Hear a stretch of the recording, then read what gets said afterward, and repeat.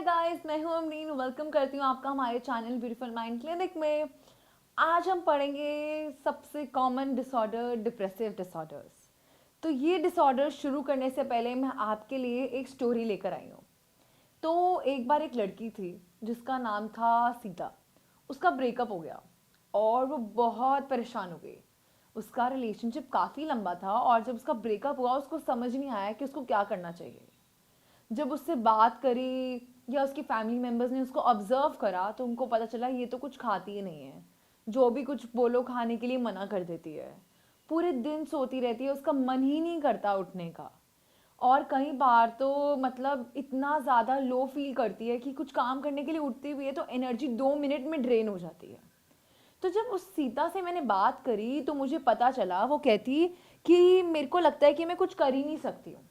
मतलब I can't do anything. मैं कुछ करने लगती हूँ तो मैं एकदम से मेरी एनर्जी लो हो जाती है।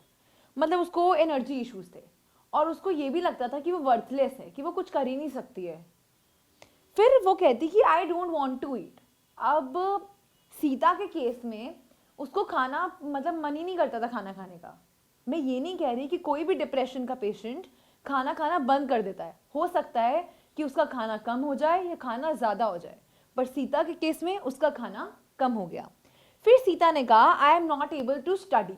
उसने कहा कि मेरे से पढ़ाई नहीं करी जाती, मैं बैठती हूँ पढ़ने तो मेरे से पढ़ाई नहीं जाता। मतलब उसको कंसंट्रेशन प्रॉब्लम्स भी आए। फिर उसने कहा कि आई एम वर्थलेस। उसको लगने लगा कि वो वर्थलेस है, वो किसी काम की ही नहीं है। उसने ये भी कहा कि आई वॉन्ट टू डाई। मतलब उसके अंदर सुसाइडल एडिएशन थी, उसका मन करता था कि वो मर जाए। फिर उसने कहा it's all because of me. उसको लगता था कि जो पूरा ब्रेकअप का सिनेरियो हुआ है ये सब कुछ उसकी अपनी वजह से हुआ है। जिसका मतलब है वो एक गिल्ट में जा चुकी थी और वो गिल्ट बार बार उसे परेशान कर रहा था या अपसेट कर रहा था। इवन वो पूरे पूरे दिन सोती रहती थी। जब उससे बात करी तो पता चला कि वो उसको मन ही नहीं करता था वो बेड से उठे।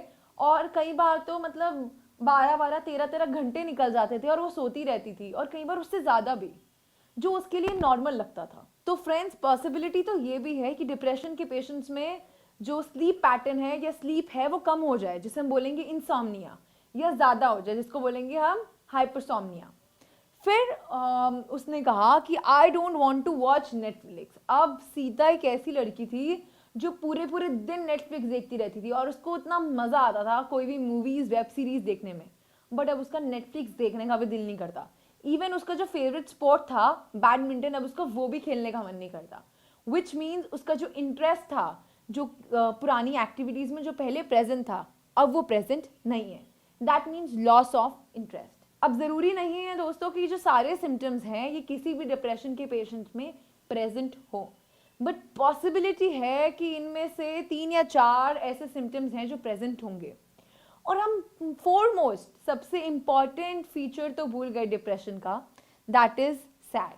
अब अगर हम सीता को देखें तो वो रो रही है। जो भी डिप्रेशन के पेशेंट्स होते हैं दे हैव फ्रिक्वेंट क्राइज। उनको अपसेट लगता है, यूजुअली हमेशा ही अपसेट लगता है, कोई ऐसे मतलब उनका मूड लिफ्ट नहीं हो पाता। तो दोस्तों, डिप्रेशन को हम लोग अपनी नॉर्मल जिंदगी में बहुत बार यूज करते हैं। फॉर एग्जाम्पल, मेरा आज एग्जाम अच्छा नहीं हुआ, ओ गॉड आई एम डिप्रेस्ड। मेरा ब्रेकअप हो गया, ओ God I am depressed.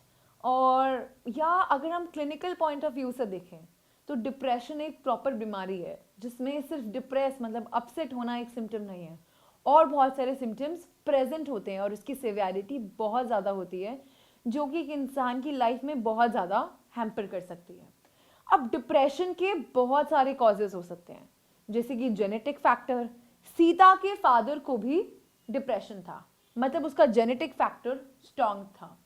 Plus उसकी एज थी 20 ईयर्स। मतलब डिप्रेशन में यूजुअली जो यंगर एज की फीमेल्स होती हैं उनको डिप्रेशन के चांसेस ज़्यादा होते हैं, और जो मेल्स होते हैं जो ओल्डर एज के होते हैं उनको डिप्रेशन के चांसेस भी ज़्यादा होते हैं। मतलब अगर हम यंगर एज की बात करें तो फीमेल्स को ज़्यादा रहता है और ओल्डर में मेन को ज़्यादा रहता है। और इन टोटल देखा जाए तो दोनों की रेशियो ऑलमोस्ट, मेल और फीमेल दोनों की रेशियो सेम रहती है इन टोटल डिप्रेशन फॉर्म करने की। उसके बाद दोस्तों एक और फैक्टर हो सकता है जो कंट्रीब्यूटिंग हो to depression, that is negative life events. जैसे हमने सीता के केस में देखा, उसके लिए नेगेटिव लाइफ इवेंट क्या था कि उसकी लाइफ में ब्रेकअप हो गया, जिस जिस रिलेशनशिप ने उसने अपना बहुत ज़्यादा इन्वेस्टमेंट किया था, अब वो रिलेशनशिप नहीं रहा, जिस वजह से वो बहुत ज़्यादा अपसेट है या बहुत ज़्यादा सैड रहती है या मतलब फ्रिक्वेंटली रो देती है और उसका चीज़ों में इंटरेस्ट लगना बंद हो गया। तो इस वजह से सीता ने फॉर्म कर लिया मेजर डिप्रेसिव डिसऑर्डर। तो दोस्तों इसके बाद जो सेकेंड डिसऑर्डर हम पढ़ेंगे वो है बाइपोलर एंड रिलेटेड डिसऑर्डर।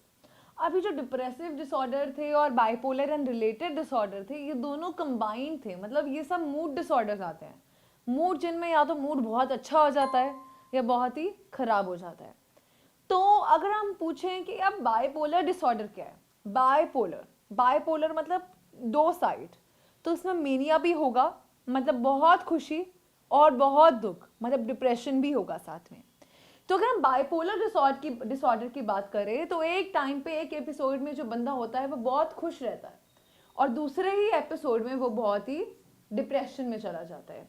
तो आज जो हम 3 बाइपोलर रिलेटेड डिसऑर्डर्स की बात करेंगे वो है bipolar 1, bipolar 2 and cyclothymia. In detail तो हम नहीं जाएंगे दोस्तों, अगर आप इन डिटेल वीडियो देखना चाहते हैं तो आप हमेशा नीचे कमेंट्स में बताएं।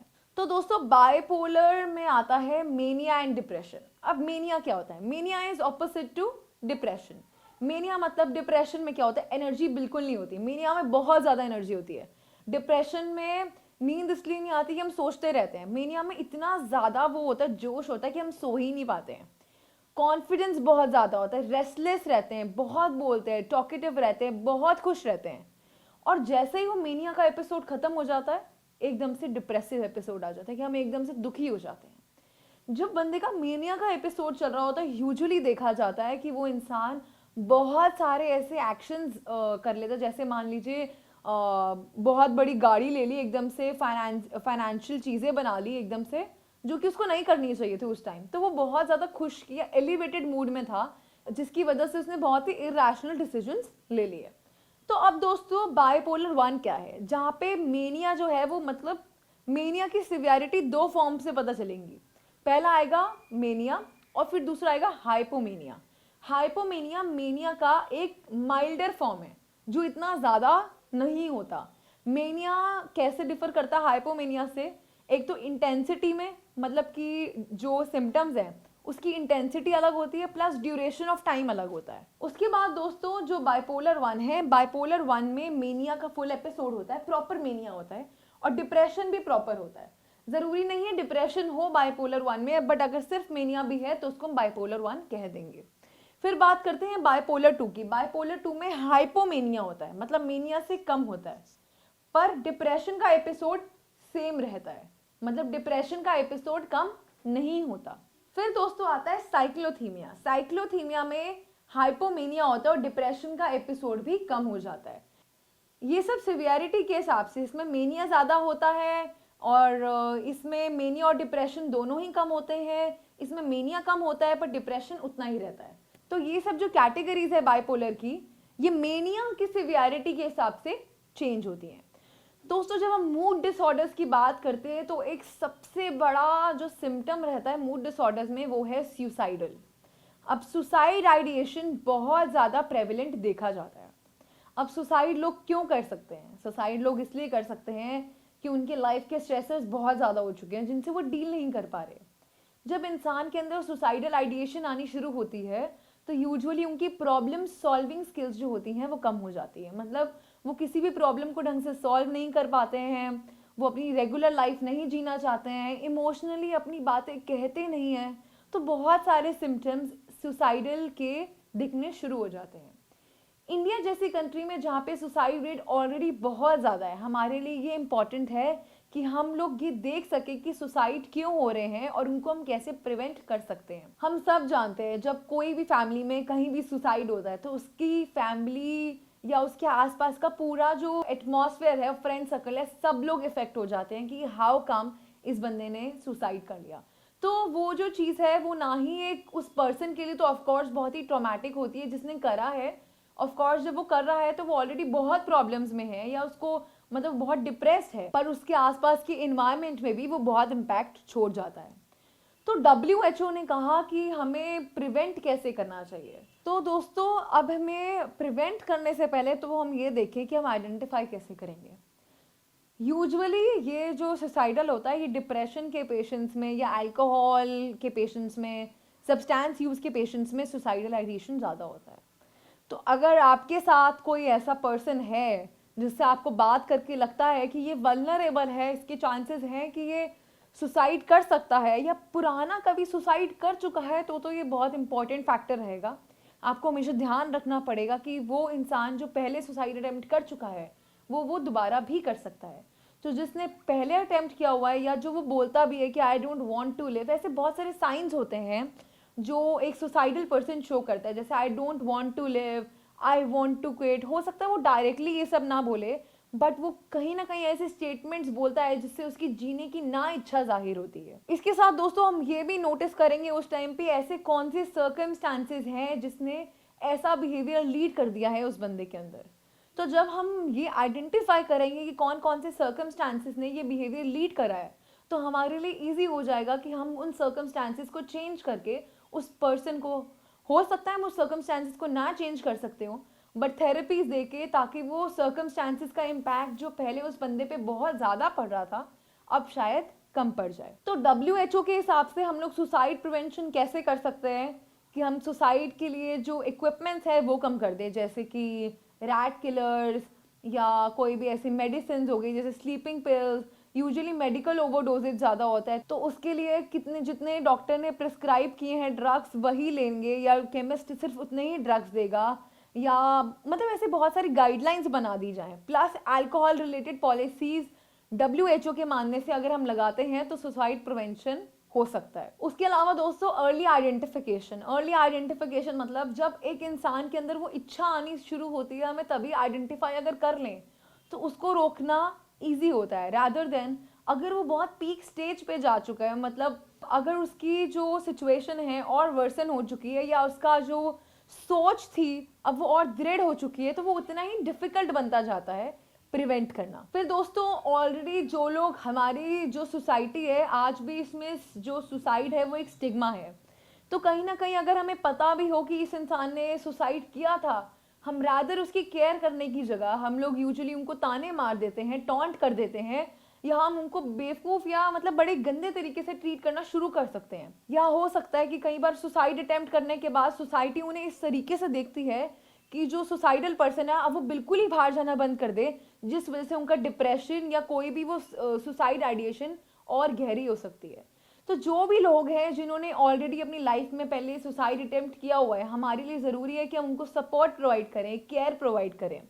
इवन जो मेंटल हेल्थ प्रोफेशनल्स हैं या सोशल वर्कर्स हैं, साइकेट्रिस्ट हैं, उनको ये अवेयरनेस देना ज़्यादा ज़रूरी है। आप लोग भी बडिंग साइकोलॉजिस्ट होगे कहीं जो देख रहे होगे, तो आप लोगों के लिए भी जानना ये बहुत ज़रूरी है कि अगर आपको कभी लगता है कि कोई भी इंसान है उसके अंदर सुसाइड आइडिएशन आ रही है, तो किस तरीके से आप उनको मैनेज करें, ट्रीट करें, एक वार्मथ उनको प्रोवाइड करें, अनकंडीशनल पॉजिटिव रिगार्ड। मतलब कि इवन दो किस कंडीशन से आए हैं आप उनको फिर भी रिगार्ड दीजिए, फिर भी रिस्पेक्ट दीजिए, फिर भी उनकी वैल्यू करिए, उनको जज मत करिए। उसके बाद दोस्तों ये तो आते हैं अडल्ट्स जो सुसाइड के लिए प्रोन होते हैं। आजकल के बच्चे भी बहुत प्रोन होते हैं सुसाइड के लिए। तो बच्चों में कैसे आइडेंटिफाई करें कि ये बच्चा सुसाइड कर सकता है? तो यूजुअली जब बच्चा स्कूल जाना बंद कर दे, एब्सेंटिज्म ज़्यादा हो जाए, बदतमीजी बिहेवियर करने लग जाए, या मतलब ढंग से बात ना करे किसी से, उसका चीज़ों से इंटरेस्ट खत्म हो जाए, उसके ग्रेड्स कम आने शुरू हो जाएं, वो कुछ काम करना छोड़ दे, तो ये सब चीज़ें बताती हैं कि जो बच्चा है, ये नहीं कह रही कि वो सुसाइड के लिए प्रोन है, बट वो फॉर श्योर कहीं ना कहीं डिस्ट्रेस में है, जिस वजह से वो अपनी नॉर्मल स्कूल लाइफ ढंग से नहीं जी पा रहा। अब बच्चों को हम कैसे हेल्प कर सकते हैं एक बेटर जिंदगी देने में? उनको वो मोमेंट्स याद दिलाइए जब उन्होंने बहुत अच्छा परफॉर्म किया था। इट्स पॉसिबल कि आपका बच्चा आज 100 में से मान लीजिए 8 नंबर ले आया और फेल हो चुका है, बट कभी ना कभी लाइफ में ऐसा हुआ होगा जब उसने अपनी क्षमता से ज़्यादा परफॉर्म किया होगा, नॉट इन एकेडमिक्स, ज़रूरी नहीं है एकेडमिक्स, बट किसी और स्किल में, हो सकता है खेलने में, कूदने में, किसी और जगह। तो ज़रूरी नहीं है उसी एक एरिया को फोकस करें जो वो लैक करता है, उस एरिया को भी फोकस कीजिए जहाँ वो अच्छा है। उसके लिए ऐसी अपॉर्चुनिटीज़ प्रोवाइड कीजिए, मतलब उसको डांस क्लासेस भेजिए या स्विमिंग क्लासेस भेजिए। एग्जाम्पल है, जिस स्कूल में बहुत सारे कॉम्पिटिशन्स हेल्ड होते हैं, वो क्यों होते हैं?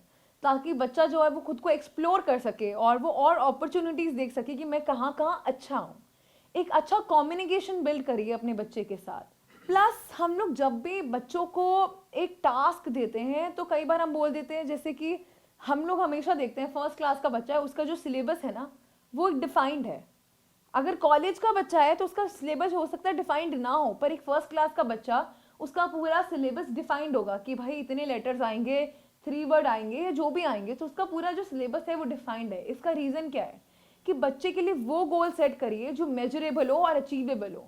मतलब अपने बच्चे की क्षमता के हिसाब से सेट कीजिए गोल, उसको इतने हायर लेवल्स मत दे दीजिए अचीव करने के लिए, क्योंकि इन सब चीज़ों से उसका कॉन्फिडेंस लो हो सकता है, जिससे वो एक डिस्ट्रेस स्टेट में जा सकता है। इसी के साथ दोस्तों हमारी ये वीडियो होती है खत्म। हम नेक्स्ट वीडियो में पढ़ेंगे स्किज़ोफ्रेनिया क्या होता है, स्किज़ोफ्रेनिया एंड स्पेक्ट्रम डिसऑर्डर, सारे डिसऑर्डर्स पढ़ेंगे स्किज़ोफ्रेनिया के अंदर। अगर आपको हमारी ये वीडियो पसंद आती है, आप हमारी वीडियो को लाइक कर सकते हैं, अपने फ्रेंड्स को शेयर कर सकते हैं, नीचे कोई भी क्वेरी कमेंट डाउन कर सकते हैं। ऐसे वीडियोस और देखने के लिए चैनल को सब्सक्राइब करके बेल आइकन को क्लिक कर सकते हैं। Thank you.